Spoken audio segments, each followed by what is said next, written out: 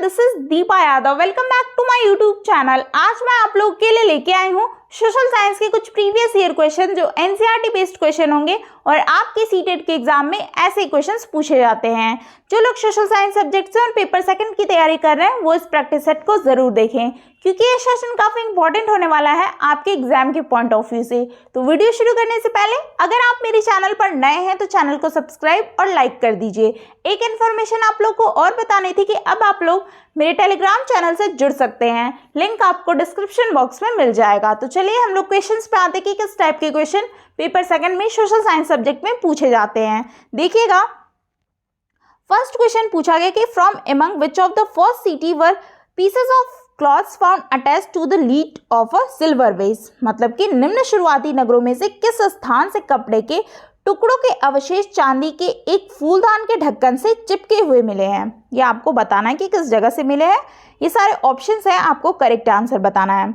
Option A है Mohenjodaro, option B Harappa, option C Lothal, option D है कालीबंगा। तो इस क्वेश्चन का जो आंसर होगा ऑप्शन नंबर ए हो जाएगा। मोहनजोदड़ो नगर से कपड़े के टुकड़े के अवशेष चांदी के एक फूलदान के ढक्कन से चिपके हुए मिले हैं। मोहनजोदड़ो सैंधव सभ्यता का एक प्रमुख स्थल है जिसके उत्खननकर्ता रखालदास बनर्जी द्वारा 1922 ईस्वी में किया गया था। तो इस क्वेश्चन का आंसर जो ऑप्शन नंबर ए हो जाएगा करेक्ट। नेक्स्ट क्वेश्चन पूछा गया कि modern Indian script such as Devanagari, Bengali and Tamil have developed from the dash script. आधुनिक भारत की लिपियां जैसे देवनागरी, बंगाली और तमिल का विकास किस लिपि में हुआ है, ये आपको बताना है। Option A Sanskrit, option B Prakrit, option C है लैटिन, ऑप्शन डी है ब्राह्मी। तो इस क्वेश्चन का आंसर होगा ऑप्शन नंबर डी ब्राह्मी। आधुनिक भारत की लिपियां जैसे देवनागरी, बंगाली और तमिल का विकास जो हुआ है वो ब्राह्मी लिपि में हुआ है। किस लिपि में हुआ है? ब्राह्मी लिपि में हुआ है। ब्राह्मी लिपि भारत की अधिकांश लिपियों की जननी है और इसका प्रयोग सम्राट अशोक के लेख में हुआ है। ब्राह्मी लिपि में बाएं से दाएं ओर लिखा जाता है, मतलब कि लेफ्ट टू राइट लिखा जाता है। ये क्वेश्चन भी आपसे पूछा जा सकता है, इसको ध्यान में रखिएगा आप। तो इस क्वेश्चन का आंसर ऑप्शन नंबर डी हो जाएगा।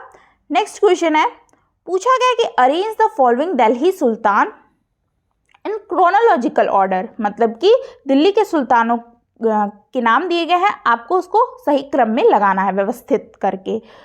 फर्स्ट ऑप्शन है यासुद्दीन बलबन, सेकंड खिज्र खान, थर्ड है फिरोज शाह तुगलक, थर्ड फिरोज शाह तुगलक है और फोर्थ अलाउद्दीन खिलजी है। हिंदी में भी आपका वही लिखा है कि दिल्ली के सुल्तानों को कालानुक्रमित क्रम से व्यवस्थित करें। First option Ghiyasuddin Balban, second Khizr Khan, third Firoz Shah Tughlaq, fourth Alauddin Khilji. सही विकल्प को चुनें। ये सारे ऑप्शंस हैं, आपको करेक्ट आंसर बताना है। तो ये इसमें से आपका सबसे पहले हो जाएगा गयासुद्दीन बलबन, जो कि ये आपका इसका जो सन था 1266 से 1286 में ये शासन किया था अपना। ये फर्स्ट नंबर पे आपका हो जाएगा। सेकंड नंबर पे आपका आया था, मतलब दिल्ली के सुल्तान बने थे वो थे आपके अलाउद्दीन खिलजी। इनका शासनकाल रहा है 1296 से 1216 ईस्वी तक रहा है, ये सेकंड नंबर पे।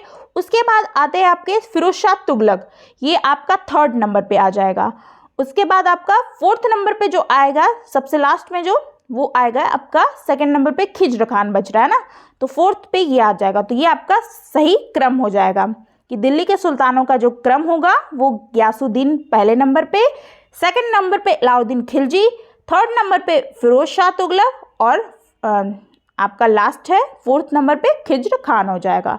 तो इस क्वेश्चन का जो आंसर हो जाएगा ऑप्शन नंबर सी हो जाएगा, फर्स्ट, फोर्थ, थर्ड और सेकंड। नेक्स्ट क्वेश्चन है, मैच द फॉलोइंग, निम्नलिखित को मिलाएं। इसमें मिलान करने के लिए दिया लिस्ट में कुछ नाम दिए गए हैं, आपको बताना है कि ये किसके द्वारा क्या लिखा गया है। तो देखिए, फर्स्ट में ये लिस्ट सेकंड है और लिस्ट फर्स्ट, सूची फर्स्ट और सूची सेकंड से मिलान करना है आपको। फर्स्ट है बाणभट्ट, सेकंड बी ऑप्शन है अश्व घोष, सी है हरिसेन, ऑप्शन डी है रवि कीर्ति। और इसको मिलान करके आपको पीछे सही आंसर बताने हैं चूज करके। तो सबसे पहले हम लोग मिलाते हैं कि बाणभट्ट के द्वारा क्या लिखा गया था, मतलब किसके लिखा गया था। तो ये लिखा गया था आपका हर्षचरित के द्वारा, ठीक है। और बी ऑप्शन आपका अश्वघोष है। क्या है? अश्वघोष है।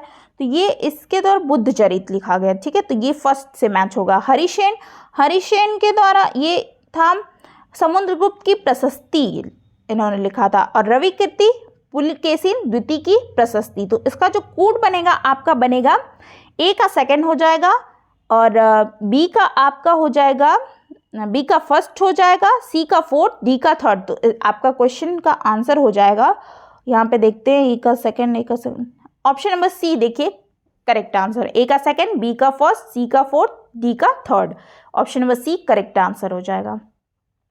नेक्स्ट क्वेश्चन है कि Magahi is a form of which language, किस भाषा का एक रूप मागधी है, मतलब कि मगही है। Option A Pali, option B Prakrit, option C Maithili और ऑप्शन डी है ब्राह्मी। तो इस क्वेश्चन का जो आंसर होगा ऑप्शन नंबर होगा बी प्राकृत भाषा का रूप जो है मगही वो मागधी भाषा भारत के मध्य पूर्व में बोली जाने वाली एक प्रमुख भाषा है, ठीक है, जिसमें किस भाषा का एक रूप मागही है, तो वो है प्राकृत। ऑप्शन नंबर बी क्या हो जाएगा, करेक्ट आंसर हो जाएगा। नेक्स्ट क्वेश्चन है, पूछा गया कि the growers of wood in Europe saw which Indian crop as a competition, मतलब कि यूरोप में वुड के उत्पादकों ने किस भारतीय फसल को उनके प्रतिस्पर्धी के रूप में देखा है। ऑप्शन ए है कपास, ऑप्शन बी काली मिर्च मतलब pepper, option C jute, option D है इंडिगो नील की खेती होती थी हमारे इंडिया में, भारत में सबसे ज़्यादा, तो और यूरोप में वुड होता था।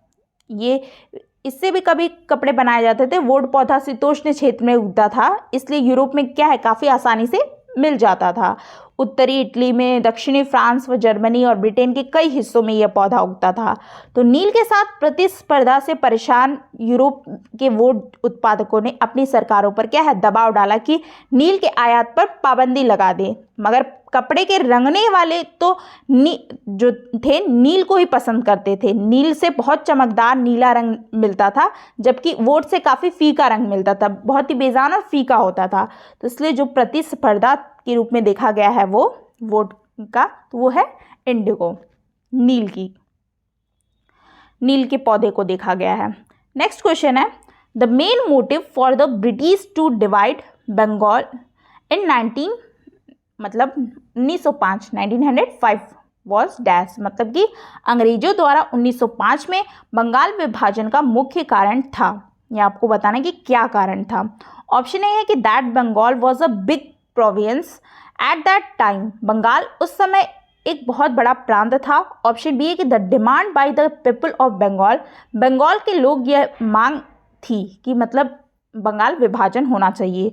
सी ऑप्शन है कि फॉर एडमिनिस्ट्रेटिव कन्वीनियंस प्रशासनिक सुविधाओं के लिए। ऑप्शन डी है कि to curtail the influence of Bengali nationalist and to split the people, Bengal के राष्ट्रवादियों के प्रभाव को कम करना तथा बंगाल के लोगों को विभाजित करने के लिए था।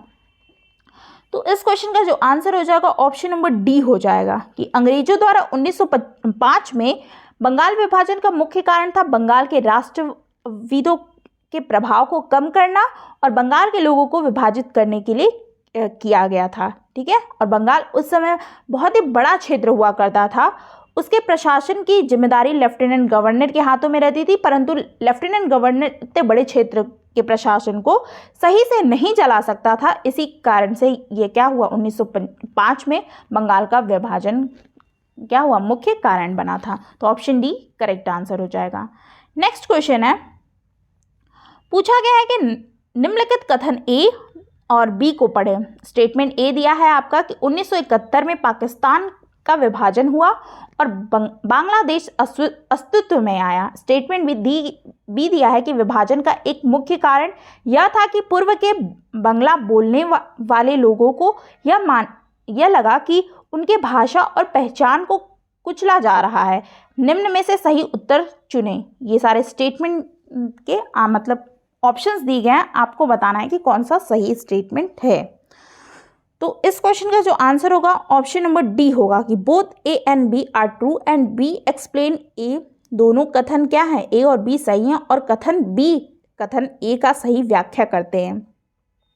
1971 में भारत पाक जो युद्ध हुआ था, युद्ध में पाकिस्तान को बड़ी हार का सामना करना पड़ा, जिसमें पूर्वी पाकिस्तान आज़ाद हो गया और बांग्लादेश के रूप में एक नया देश बना।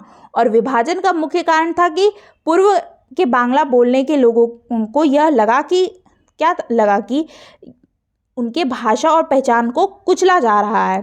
ठीक है, तो इस प्रकार क्या है, ये दोनों ही स्टेटमेंट आपका करेक्ट है। तो इसलिए option number D correct answer हो जाएगा। नेक्स्ट क्वेश्चन पूछा गया, consider the following statement and choose the correct option. Statement A दिया है कि ground on which we are standing is slowly moving. Statement B दिया है कि within earth internal and external process are responsible for this continuous movement. ये सारे options यहाँ पे दिए गए हैं। ये भी स्टेटमेंट हिंदी में आप पढ़ लीजिए कि निम्नलिखित कथनों पर विचार करें और सही विकल्प का चयन करें। कथन ए में दिया है कि जिस मैदान पर हम खड़े हैं उसमें धीरे धीरे गति हो रही है। स्टेटमेंट बी कहता है कि पृथ्वी के अंदर होने वाली इस लगातार गति के लिए आंतरिक व बाह्य प्रक्रिया उत्तरदायी हैं। पीछे आपके ऑप्शंस दिए गए हैं, आपको करेक्ट आंसर बताने हैं कि इसका कौन सा आंसर करेक्ट होगा। ऑप्शन नंबर ए करेक्ट हो जाएगा। Both A and B are true and B is the correct explanation of A. मतलब कि ए और बी दोनों सही है, बी सही व्याख्या कर रहा है ए की। देखिए कैसे, आपका जो जिस मैदान पर हम खड़े हैं, और जैसे हम खड़े हैं तो उसमें क्या है, धीरे धीरे गति हो रही है। तो इसका यह मतलब तात्पर्य है कि पृथ्वी के अंदर क्या है होने वाली यह एक तरीके की लगातार गति हो रही है, तो आंतरिक व बाह्य प्रक्रिया क्या है इसके लिए उत्तरदायी है। ठीक है, तो इस प्रकार से आपका स्टेटमेंट ए भी सही है और स्टेटमेंट बी भी सही है, दोनों ही सही हैं। और ए का जो है, जो बी है वो सही व्याख्या कर रहा है ए का, तो इसलिए ऑप्शन नंबर ए क्या हो जाएगा, करेक्ट आंसर हो जाएगा। नेक्स्ट क्वेश्चन पूछा गया कि देश के कॉलम का अक्षांशों के कॉलम से मिलान कीजिए। ये सारे अक्षांश दिए गए और ये देश के नाम की किस मतलब कौन सी जो अक्षांश रेखाएं हैं जो भी किस देश में गुजरती हैं, ये आपको बताना है मिलान करके। फर्स्ट है इक्वेटर विषुवत रेखा, बी ट्रॉपिक ऑफ कैंसर कर्क रेखा, सी है ट्रॉपिक ऑफ कैप्रिकॉर्न मकर रेखा। तो इसको मिलाते हैं चलिए, और ये सारे ऑप्शंस दिए गए हैं, आपको यहाँ पे करेक्ट आंसर बताना है। तो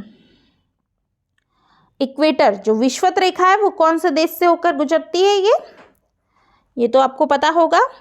विषुवत रेखा आपको कहाँ से होकर गुजरती है, कॉन्गो गणराज्य मतलब कि रिपब्लिक ऑफ कॉन्गो, इक्वेटर से बीचों बीच जो होती है आपकी काल्पनिक रेखा है ना, जिसे विषुवत रेखा भी बोलते हैं और भूमध्य रेखा भी बोलते हैं, ये सेकंड से मैच होगा। ट्रॉपिक ऑफ कैंसर कर्क रेखा, ये भारत से होकर गुजरती है। नेक्स्ट है ट्रॉपिक ऑफ कैप्रिकॉर्न मकर रेखा, ये कहाँ से गुजरती है, ये चिली से। तो इसका जो आपका क्रम बनेगा, इसको कूट बनना चाहिए, इसका क्या बनेगा, ए का सेकंड हो जाएगा, बी का फर्स्ट, सी का थर्ड। तो देखिए ए का सेकंड, बी का फर्स्ट, सी का, ऑप्शन नंबर डी आपका करेक्ट आंसर हो जाएगा। ठीक है, तो इस तरीके के क्वेश्चन आपके एग्जाम में पूछे जाते हैं, आप पढ़ के जाइएगा। नेक्स्ट क्वेश्चन देखिएगा, पूछा गया कि निम्नलिखित कथनों ए तथा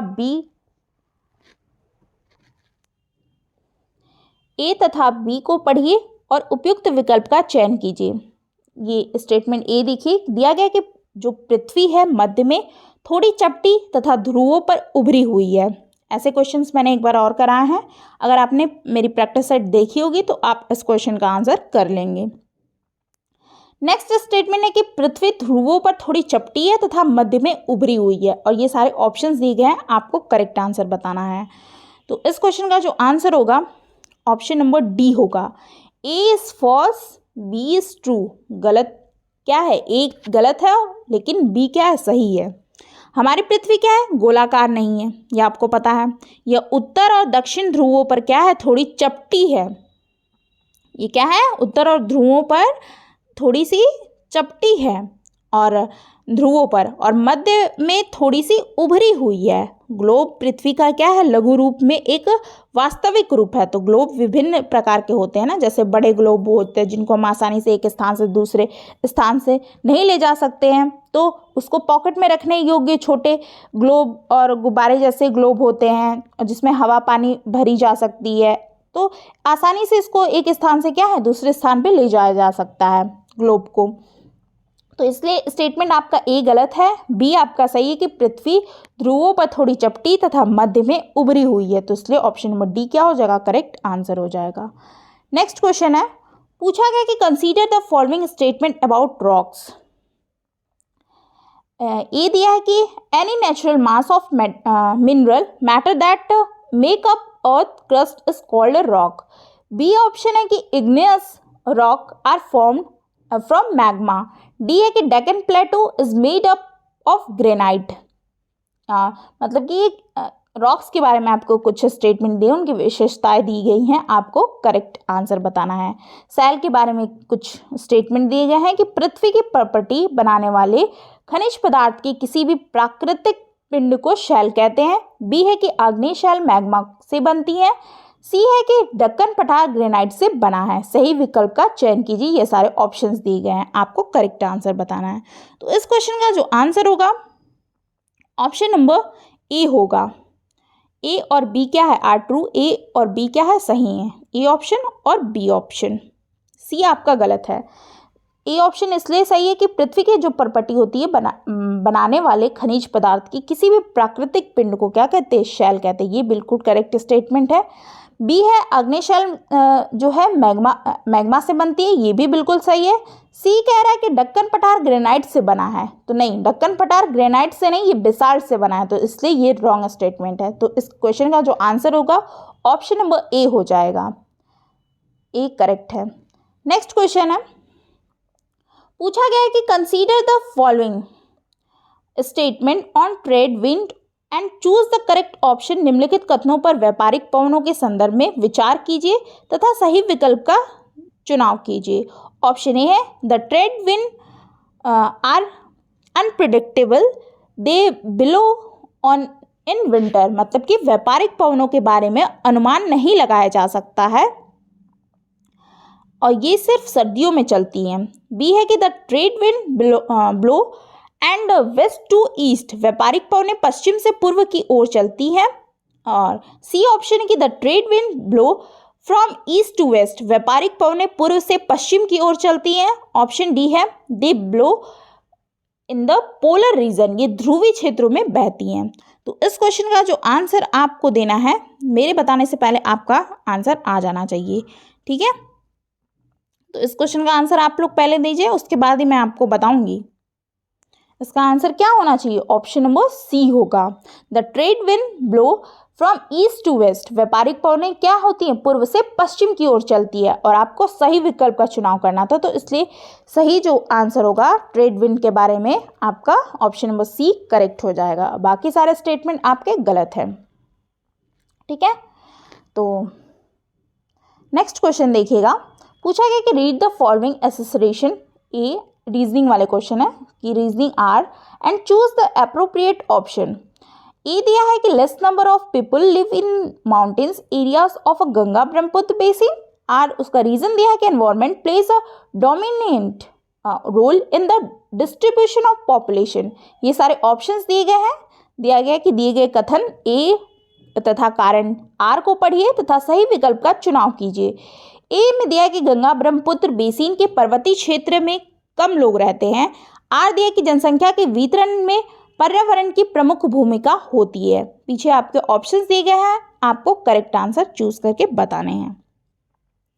तो इस क्वेश्चन का जो आंसर होगा ऑप्शन नंबर ए होगा, ठीक है। क्या होगा, ए ऑप्शन होगा कि both A and R are true and R is the correct explanation of A. A और आर दोनों सही है, आर ए की सही व्याख्या करता है। देखिए कैसे, जो आपका ए स्टेटमेंट दिया है ना, ए मतलब कथन दिया है, और रीजनिंग मतलब रीजन दिया है, कारण, कि गंगा और ब्रह्मपुत्र की सहायक नदियां मिलकर के भारतीय उपमहाद्वीप में गंगा ब्रह्मपुत्र बेसिन का निर्माण करती है, और इस बेसिन क्षेत्र में विभिन्न प्रकार की स्थलाकृति है, और जनसंख्या के वितरण में पर्यावरण की क्या है, मुख्य प्रमुख भूमिका होती है। तो तीव्र ढाल वाले पर्वतीय क्षेत्र बसने के लिए प्रतिकूल हैं, और गंगा ब्रह्मपुत्र बेसिन में पर्वतीय क्षेत्र में क्या है, इसलिए कम लोग रहते हैं। तो इसलिए ये दोनों ही क्या स्टेटमेंट, आपके कथन और कारण दोनों ही सही हैं, और आर ए की सही व्याख्या कर रहा है। तो इसलिए आपका ऑप्शन नंबर ए क्या हो जाएगा, करेक्ट आंसर हो जाएगा। तो इतने ही क्वेश्चंस थे आज के प्रैक्टिस सेट में। और आपको अगर कोई भी डाउट है इस क्वेश्चंस में तो आप कमेंट बॉक्स में ज़रूर पूछ सकते हैं। कोई भी आपकी क्वेरीज है आप ज़रूर कमेंट कीजिए। और आई होप आपको वीडियो अच्छी लगी हो तो चैनल को सब्सक्राइब कर ले और वीडियो को लाइक करो और ज़्यादा से ज़्यादा लोगों को शेयर कर दे, जिससे और भी लोग ये प्रैक्टिस सेट को देख पाएँ। और मेरे टेलीग्राम से आप जुड़ सकते हैं। ये टेलीग्राम का लिंक दिया हुआ है आपको, मैंने डिस्क्रिप्शन बॉक्स में बता दिया था कि डिस्क्रिप्शन बॉक्स में आपको लिंक मिल जाएगा। वहाँ पे भी दीपा एकेडमी के नाम से, दीपा एकेडमी 13, वहाँ पे आप जुड़ सकते हैं। आपको सारी इन्फॉर्मेशन वहाँ से अवेलेबल हो जाएगी। ठीक है, फिर मिलते हैं नेक्स्ट वीडियो में और भी अच्छे क्वेश्चंस के साथ। Thanks for watching.